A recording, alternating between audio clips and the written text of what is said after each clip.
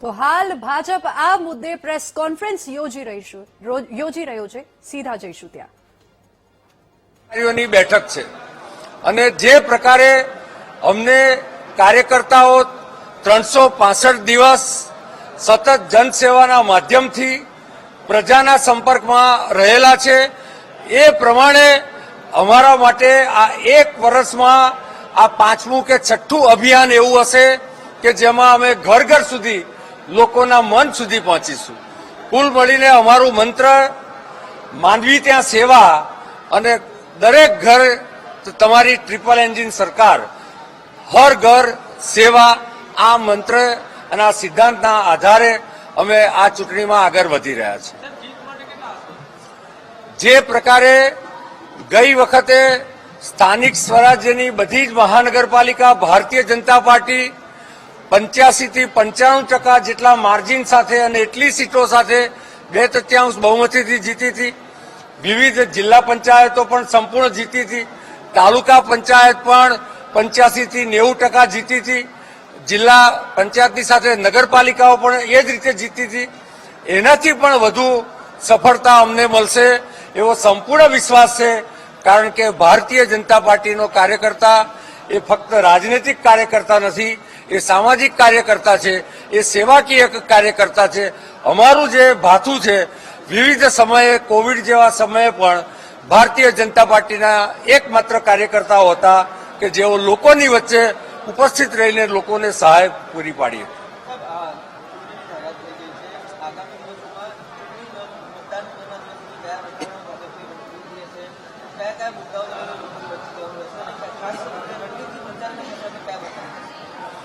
જો ચૂંટણીમાં દરેક ચૂંટણીમાં અમારી એક પ્રચાર પ્રસારની પદ્ધતિ રહેલી છે.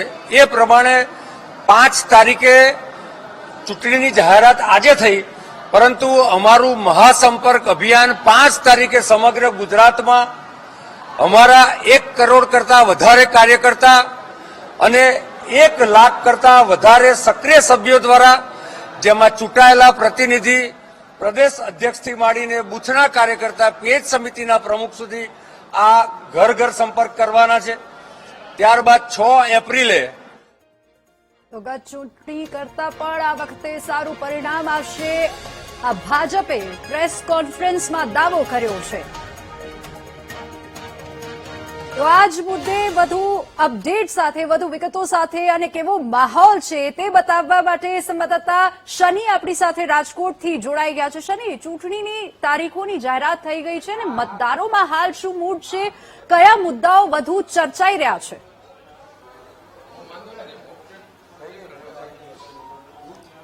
જેટના વાત કરવામાં આવે, આજે સ્થાનિક સ્વરાજની ચૂંટણીની જાહેરાત થઈ ચૂકી છે. રાજકોટ શહેર ભાજપ પ્રમુખ માધવભાઈ દવે આપણી સાથે છે, તેમની સાથે વાત કરશું. તેઓ શું કહી રહ્યા છે, કેવી તૈયારી છે, તેમને લઈને સીધા તેઓ સાથે વાત કરશું. માધવભાઈ, આજથી સેન્સ પ્રક્રિયા ચાલુ, ચૂંટણીની તારીખો જાહેરાત થઈ ગઈ, માત્ર 1 જ મહિનાનો સમય, આને કઈ રીતે જોઈ?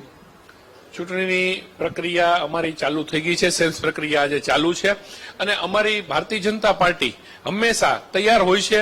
અમારા કાર્યકર્તાઓ કટિબદ્ધ રીતે કાર્ય કરતા હોય છે અને અમે આ ચૂંટણીને ખૂબ ઉત્સાહથી, આનંદથી આવકારીએ છીએ. તારીખો જાહેર થઈ છે, એનું સ્વાગત કરીએ છીએ અને અમે પૂર્ણ રીતે તૈયાર છીએ ચૂંટણીના મેદાનમાં આવવા માટે. 10 તારીખે ફોર્મ સહિતની 11 તારીખે ફોર્મ ભરવાની અંતિમ દિવસ છે, ત્યારે કેવી તૈયારી અત્યારથી જે ઉમેદવારોના ક્યારે નામ જાહેર થશે? અત્યારે જ સેન્સ પ્રક્રિયા અમારી ચાલુ છે. અમારો જે કાર્યક્રમ સેન્સ પ્રક્રિયાથી લઈ અને ઉમેદવારો જાહેર કરવા સુધીનો અમારા પ્રદેશના શીર્ષસ્થ નેતૃત્વએ આખો કાર્યક્રમ બનાવી લીધો છે. એ મુજબ અમને જે સૂચના આવતી જાય છે એ મુજબ અમે લોકો એક પછી એક કાર્ય કરતા જઈએ છીએ અને અમે સમયસર બધી જ પ્રક્રિયા પૂર્ણ કરી અને ચૂંટણીના મેદાનમાં ઉતરીશું. માધવભાઈ કીધું કે તમામ તૈયારીઓ છે તે પૂર્ણ થઈ ચૂકી છે. વિરેન્દ્રસિંહ ઝાલા પણ અહીંયા પહોંચ્યા છે, તેમની સાથે વાત કરશું. બાપુ, કેવી તૈયારી? અત્યારે તમે ચૂંટણી સંયોજક છો અહીંયા રાજકોટમાં, કેવી જવાબદારી અને શું તૈયારી? ભારતીય જનતા પાર્ટીનો કાર્યકર હંમેશા લોકોની વચ્ચે અને લોકોની સાથે રહેવા ટેવાયેલો છે. કોઈ પણ પ્રકારનો કાર્ય હોય એ કાયમ અમારે પાર્ટીનું કામ ચાલુ જ હોય છે. અત્યારે સેન્સની પ્રક્રિયા ચાલુ છે, તમામ વોર્ડની સેન્સની પ્રક્રિયા આજના કાલમાં પૂર્ણ થઈ જશે. બાદમાં ઉમેદવારોના નામને લઈને આવી કેવી તૈયારી? અત્યારે સેન્સ પ્રક્રિયા માટે 3 વિધાનસભા માટે એટલે 4 વિધાનસભા માટે 9 નિરીક્ષકો આવ્યા છે. આવતીકાલે એમની સેન્સ પ્રક્રિયા પૂરું થશે, ત્યારબાદ અમારું મોવડી મંડળ ઉમેદવારોની પ્રક્રિયા પૂર્ણ કરીને નામ ડિક્લેર કરશે. જે પણ ઉમેદવાર આવે પાર્ટી માટે અમે કામ કરવા માટે હંમેશા તૈયાર હોઈએ છીએ.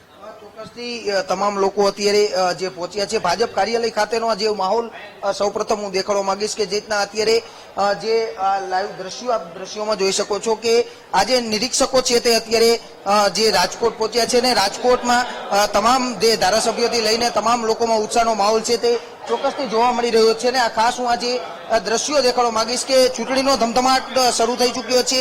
26 તારીખે જ્યારે મતદાન યોજાવા જઈ રહ્યું છે ને 28મીએ જ્યારે પરિણામ હોય ત્યારે આજે ભાજપ કાર્યાલય ખાતે જે રીતના અત્યારે શેષ પ્રક્રિયા હાથ ધરવામાં આવી રહી છે ત્યારે તમામ લોકોમાં ઉત્સાહનો માહોલ છે તે જોવા મળી રહ્યો છે. અત્યારે વિનુભાઈ ધવા આપણી સાથે છે, સીધા તેમની સાથે વાત કરીશું તેઓ શું કરી રહ્યા છે. રાજકોટના પીઢ અને વરિષ્ઠ નેતા કહી છે. વિનુભાઈ, કોર્પોરેશનની વર્ષોથી તમે ચૂંટણી લડો છો, કેવો માહોલ? વોર્ડ નંબર 18 માં શેષ પ્રક્રિયા છે અને અનેક લોકો એક વોર્ડમાંથી 25-30 હાલી ફોર્મ ભરવા માટે લોકોમાં ઉત્સાહ છે, બધા આવ્યા છે. આજથી જ જેટલા અત્યારે ધમધમાટ શરૂ જોવા મળી રહ્યો છે, આજથી તમામ લોકોમાં ઉત્સાહનો માહોલ. કેટલા પક્ષોને હજી તૈયારી પણ સમય નહીં મળે, ત્યારે કેવી તૈયારીઓ છે? ભાજપની તો જો રાતે 12 વાગે ટિકિટ આપે ને એટલે સવાર 4 વાગ્યાનું કામ ચાલુ થઈ ગયું. બીજા પક્ષોનું કઈ નેઠો જ નથી, કઈ નક્કી જ નથી કે અમે કઈ કરી શકીએ એવું. એ હજી ગોઠવતા ભાજપ રાતે 12 વાગે ટિકિટ ડિક્લેર કરી સવાર 4 વાગે માંડવા નખી ગઈ, ગોઠવણી થઈ ગઈ, ખેસ ખંભે નાખીને વહેતા થઈ ગયા શેરીઓ ગલીએ. આ હતા જે વિનુભાઈ વર્ષોથી તેઓ અહીંયા ચૂંટણીઓ લડે છે અને તેઓ રાજકોટ મહાનગરપાલિકામાં વરિષ્ઠ નેતાનું સ્થાન ધરાવે છે ત્યારે તમામ લોકોમાં ઉત્સાહનો માહોલ છે તે જોવા મળી રહ્યો છે અને તમામ નેતાઓએ અત્યારથી તૈયારીનો ધમધમાટ છે તે શરૂ કર્યો છે. જી બિલકુલ શનિ, આભાર આપ અમારી સાથે જોડાયા તે બદલ. તો વીટીવી ન્યૂઝે 26 એપ્રિલે સ્થાનિક સ્વરાજ્યની ચૂંટણી યોજાશે તેનો અહેવાલ દર્શાવ્યો હતો અને ફરી એકવાર વીટીવી ન્યૂઝના અહેવાલ પર મહોર લાગી છે. 26મી તારીખે ચૂંટણી યોજાશે અને સવારે 7 વાગ્યાથી લઈને 6 વાગ્યા સુધી મતદાન પ્રક્રિયા ચાલુ રહેશે. જો કે મતગણતરી 28મી એપ્રિલે થશે. વીટીવી ન્યૂઝના અહેવાલ પર ડંકાની ચોટ પર કહ્યું હતું વીટીવી ન્યૂઝે કે 26મી તારીખે સ્થાનિક સ્વરાજ્યની ચૂંટણી યોજાશે અને ફરી એકવાર સ્થાનિક સ્વરાજ્યની ચૂંટણી યોજાશેનો અહેવાલ દર્શાવ્યો હતો. ફરી એકવાર મહોર લાગી છે. સ્થાનિક સ્વરાજની ચૂંટણીની જે તારીખો છે તેના ઉપર આપ જો નજર કરો તો 6 એપ્રિલે જાહેરનામું પ્રસિદ્ધ થશે અને 26મી એપ્રિલે મતદાન યોજાશે. 28મી એપ્રિલે મતગણતરી થશે.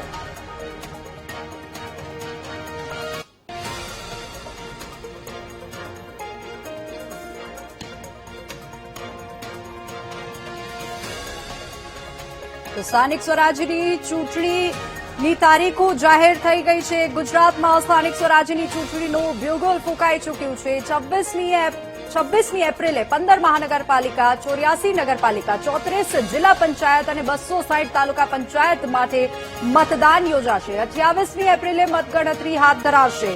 ગુજરાતમાં સ્થાનિક સ્વરાજ્યની તમામ સંસ્થાઓ માટે એક જ દિવસે 26મી એપ્રિલને રવિવારે મતદાન યોજાશે અને મતદાન મથકો પર સવારે 7 વાગ્યાથી લઈને સાંજના 6 વાગ્યા સુધી મતદાન યોજાશે. જો કોઈ સ્થળે પુનઃ મતદાનની જરૂર પડે તો 27મી એપ્રિલે પુનઃ મતદાન થશે. પરંતુ એક વિચારધારાને આધારે નરેન્દ્રભાઈના અને અમિતભાઈ શાહના નેતૃત્વના આધારે જે લોકો ભારતીય જનતા પાર્ટી સાથે જોડાયા છે એ દૂધમાં સાકર ભળી જાય એ પ્રકારે જોડાયા છે અને અમારા વિવિધ કાર્યક્રમોમાં અમારી વિચારધારા સાથે જોડાઈને પોતપોતાનું યોગદાન પણ આપે છે. કુલ મળીને જે નીચેથી જે પ્રમાણે સલાહ સૂચનો આવે છે અમારા મંડળ અધ્યક્ષ, મંડળ મહામંત્રીઓ અને ત્યાંથી પદાધિકારીઓ સાથે અમારી